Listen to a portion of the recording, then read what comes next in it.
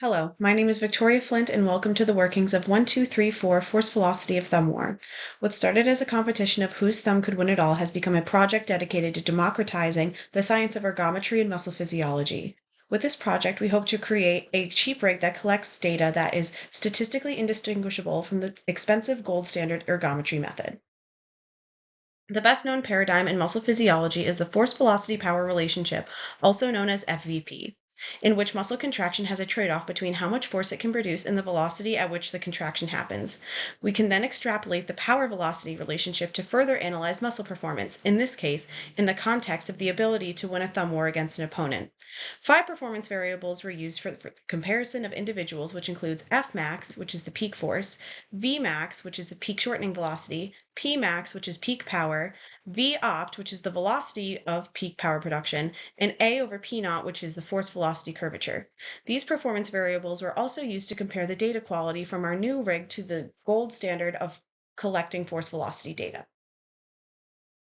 While the results from the thumb war competition demonstrated sufficient ability to predict the champion of a thumb war, our focus shifted to imagining how we could get this experiment into more classrooms, particularly by increasing accessibility through cost reduction.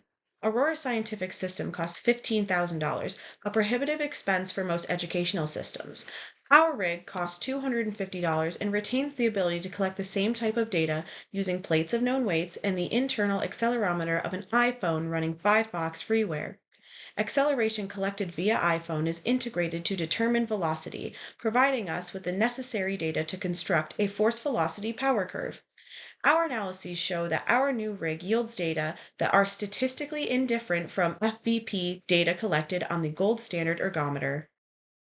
While we were able to demonstrate data collection that is statistically indistinguishable, there are some trials where our rig's data varies greatly from the gold standard as seen on the left, which may be attributed to limitations such as varied muscle stimulation.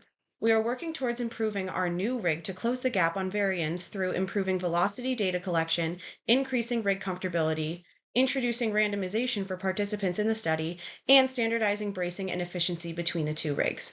We have shown that we can demonstrate physiology education as seen by our successful bracketed class data so that students worldwide can learn how human muscles work.